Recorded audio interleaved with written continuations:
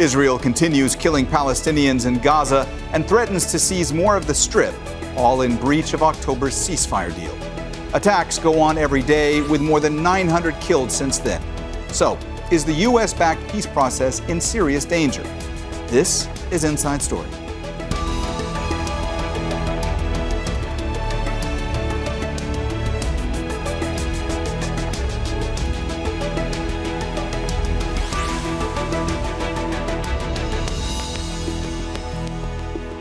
Hello and welcome to the program. I'm Mohammed Jamjoom. Israel's Prime Minister Benjamin Netanyahu says he's ordered his army to occupy nearly 70% of the Gaza Strip.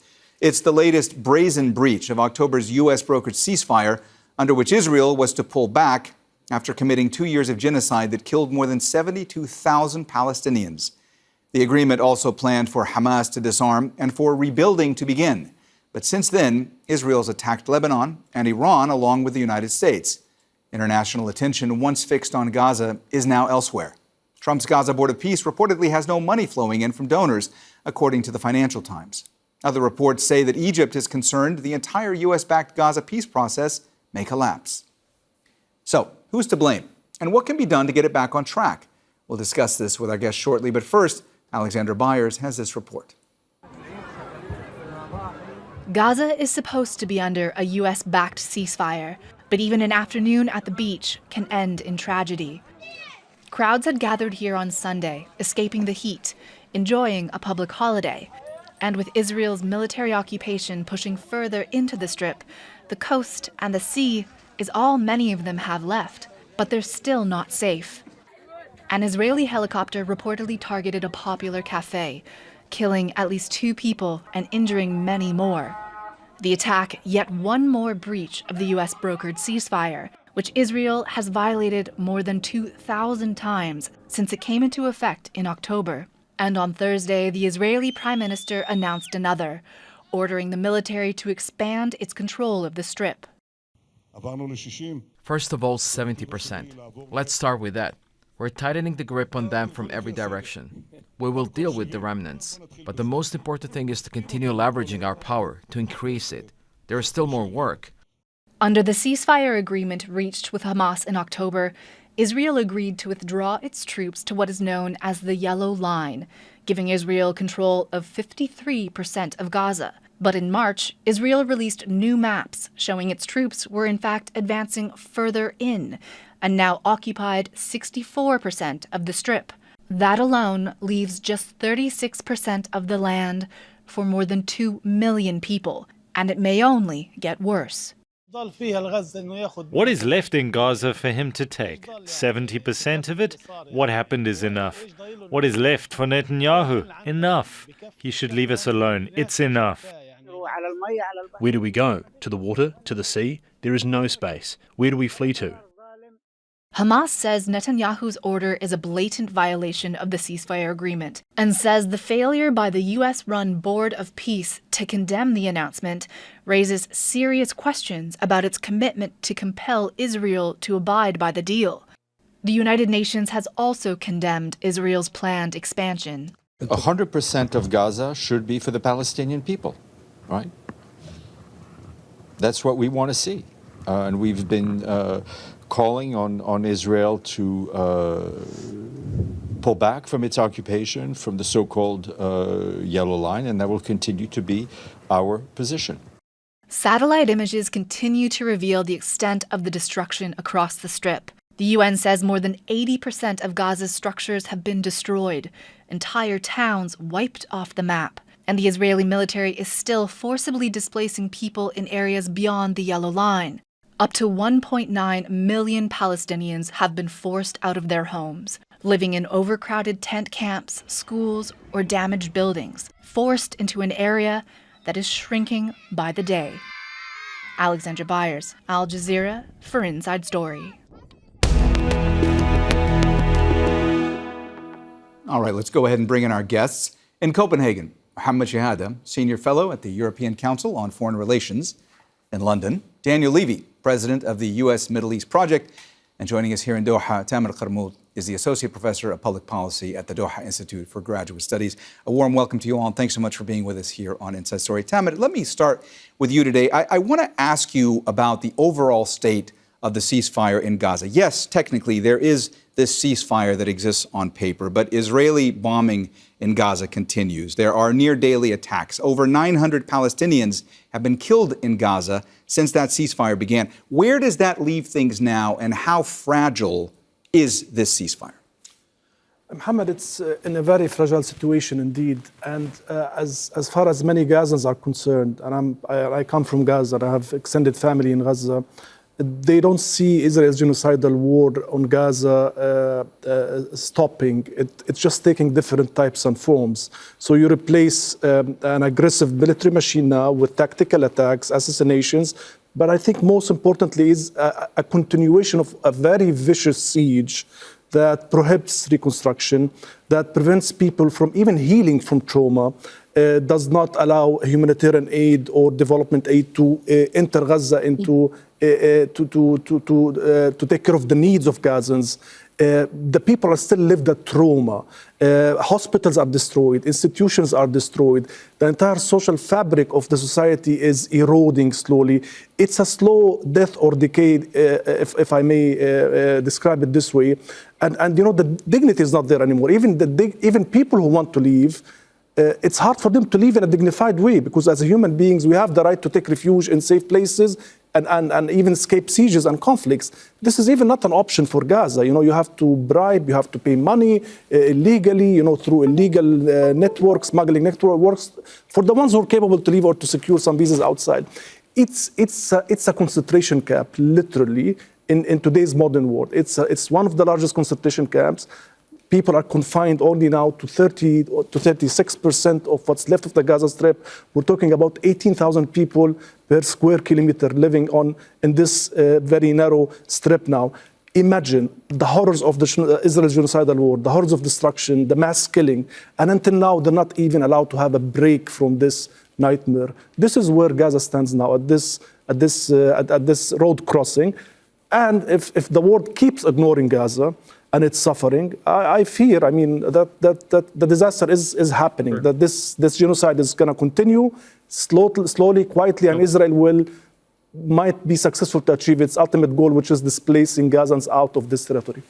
Mohammed, Tamer there was talking about how catastrophic the situation remains for Palestinians in Gaza. I want to read some statistics from the latest report from the United Nations Office for Humanitarian Affairs, which states that the humanitarian situation for civilians in Gaza, that it remains critical, that clean water is scarce, displaced families are living in overcrowded tents or damaged structures, or even schools, that poor waste collection is increasing health risks. Tell us, from your vantage point, how dire the humanitarian situation remains in Gaza. Well, the luckiest friend or family member that I know in Gaza at the moment is Anas. He's living in a bombed-out building on the first floor. The building is 7 stories. The last 2 floors were bombed completely. The ground floor was shelled repeatedly. There's a giant hole in the ceiling and floor of his apartment because of a 2,000-pound bomb that did not explode. It went through the entire building, landed on the ground floor. The building was repeatedly shelled by tanks. There's no running water, there's no windows, there's no doors. Every single wall in that apartment has either fully collapsed or partially collapsed. That's the luckiest friend that I have. At night, Anas sleeps with one eye open to keep his daughter protected from mice, rodents, scorpions, cockroaches, mosquitoes, rats, etc., because there is giant piles of garbage that Israel does not allow to be picked up or disposed of. The United Nations, the last estimate that I got from colleagues on the ground is that they estimated it would take 180 days if you employ 50 trucks per day to just clear that garbage out. Intestinal diseases, skin diseases are very rampant and rife, endemic throughout Gaza. Every part of daily living is a struggle. Even finding a toilet. Until this very moment, Mohammed, Israel is banning toilets from entering Gaza. They consider it a dual-use item that is banned for security reasons. The list is infinite. Crutches, wheelchairs, water filters, electricity is gone.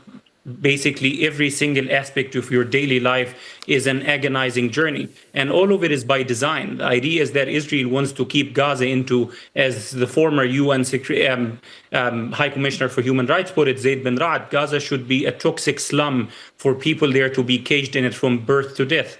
Otherwise, they should leave. That is the Israeli plan. That has been the plan since the siege started. It's only been accelerated in the last 2.5 years. Daniel, under the ceasefire agreement we reached with Hamas in October, Israel agreed to withdraw its troops to what's known as the Yellow Line. That gave Israel control of 53% of Gaza. In March, Israel released maps showing that its troops were advancing, occupying 64% of the Strip. Now, Benjamin Netanyahu has said that he has given orders to the Israeli army to seize control of 70% of the Gaza Strip. How much does all this threaten, not just to torpedo the already fragile ceasefire, but also to make the humanitarian situation so much worse? Well, let me first just acknowledge that it's humbling for me to be here with Tamer, with Mohammed, with people who are from and have family still in Gaza. There's no question here that the initial ceasefire was born in sin. This was a bad plan, and it has now made things worse in the respects you're discussing. Why did it even see the light of day? Because if we cast our minds back, there were triple-digit killings of Palestinians on a daily basis in Gaza before the so-called ceasefire. I don't call it that. There was a relentless campaign of starvation. So killings haven't ended, but they have been more limited. Denial of vital, life-sustaining necessities has improved somewhat, but it's not at a level that anyone should find humanly accessible. And so now when we're talking about this 70% that Netanyahu has said, next we go to 70%. You know what? I would say the problem isn't the delta between 64 and 70 in terms of the land Israel occupies, or between 53 and 64. The problem is, how could we have had an agreement to Israel being allowed to remain in occupation of 53% of Gaza in the first place? And as my fellow panelists, your other guests have already said, this evil and this cruelty is not for its own sake. Sure, there might be individual soldiers, individual IDF commanders for whom the cruelty is the thing. But this is a plan that is being put into place. This is about telling Gazans that even when you think you've got a ceasefire, even when you think you've got a deal, we are going to demonstrate on a daily basis to you the hopelessness not only of resistance, but even of Samud, of staying on the land, because every day Israeli senior officials still tell us, they don't hide it, they still tell us what their intentions are for the zero-sum endgame, displacement, eradication, squeezing into impossible areas of concentration, the Palestinian population of Gaza. And unless and until there is a serious pushback against that in terms of holding Israel accountable, in terms of not allowing Israeli impunity, in terms of being able to contain and deter Israel's well-announced intentions for Gaza, then we are going to see this slow drip of intentional, manufactured hopelessness, suffering for the Gaza Palestinian population. And then it expands to all the other things we're talking about, how the Board of Peace was formed, how it was structured, who its leadership are, where the money is going and not going, and I'm sure we'll discuss some of that. Yeah, I am going to ask you about the Board of Peace. I wanted to ask Tamer first. This was founded by U.S. President Donald Trump, ostensibly to oversee the administration and reconstruction of the Gaza Strip. That's how it was advertised. It's been reported now that the Board of Peace is facing a cash crunch and that that's threatening to derail its ambitions regarding reconstruction in Gaza. Why have things seemingly gone so quiet when it comes to the Board of Peace? And what do regional actors expect of the Board of Peace at this stage? I think let's start with regional actors. Regional actors, of course, are disappointed. And of course, for them even to support this idea of Board of Peace, which is a pilot project that has Trump's legacy on it and ideas and even his profiting mechanism from this setup. For them, this was the only available option to stop the triple-digit killing machine in Gaza, as Daniel explained. So for them, this was the maximum they can go for, which is to support this Board of Peace and then to see where things go. So it's a pilot project. Obviously, there were many doubts, skepticism as well.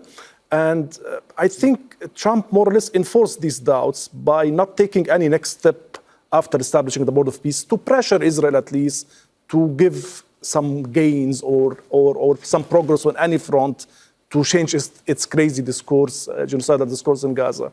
And this is why they're skeptic. I mean, what they worry is that they invest in this board or they finance it and all these resources go to pockets. They don't reach Gazans who need it, or they don't more or less link to any viable political project to end this crazy war in Gaza and revive a Palestinian statehood project. I mean, so that's what regional countries' thinking process. So this is why I think their doubts now have increased, and then when we started having this regional war now with Iran and Lebanon, of course these are other emerging priorities. Then all the things, the interest has stopped more or less or faded. So, but again, the Americans can revive it if there is sincere will. I don't think there is a sincere will from the Trump administration by showing some progress, by trying to tame Israel into doing something to stop its behavior in the Gaza Strip.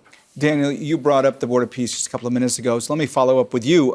The Board of Peace reportedly has no money flowing in from donors. That's according to the Financial Times. I mean, how did things get to this stage with this body, and what does this indicate going forward? Well, I would suggest that this is not some kind of aberration to the intention of the project as conceived. I would say this is by design. The Board of Peace was not put in place to bring peace to the world, to liberate the Palestinian people, to end the occupation. None of those things exist in all the literature that was put forward about the Board of Peace. As Tamer said, we know why it was accorded a certain remit by those who said, look, if this is how we end the scenes of starvation and the daily mass slaughter, swallow hard, accept it. Perhaps that was, in retrospect, right. Perhaps it was a mistake. Let's look through the different points. The Board of Peace has no oversight.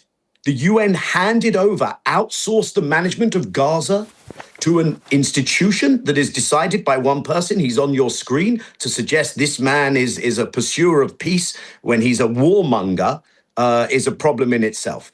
Number two, let's look at the money. So what the FT told us is that there was a fund established under World Bank supervision. That's a transparent fund, which has proper oversight. No money is in there, but there are accounts with no accountability, no oversight in any kind of serious fashion internationally, an account sitting at JP Morgan. And there is money going into that, presumably so that friends and family can profit from the suffering of Palestinians and from whatever is allowed into Gaza. This is serving to legitimize, not constrain Israel, but to legitimize Israeli maximalism.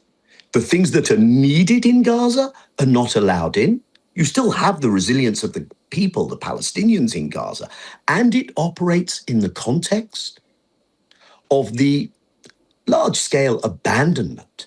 Because part of the idea of the ceasefire, of the Board of Peace is, don't pay attention anymore. Look elsewhere. You don't need to worry about Gaza. And so that has generated a greater sense of the abandonment of these impossible, unacceptable realities for the people in Gaza. And it operates in the context of an Israeli consensus. There is not, Israel is going to elections. You're almost in election season. There is not a debate.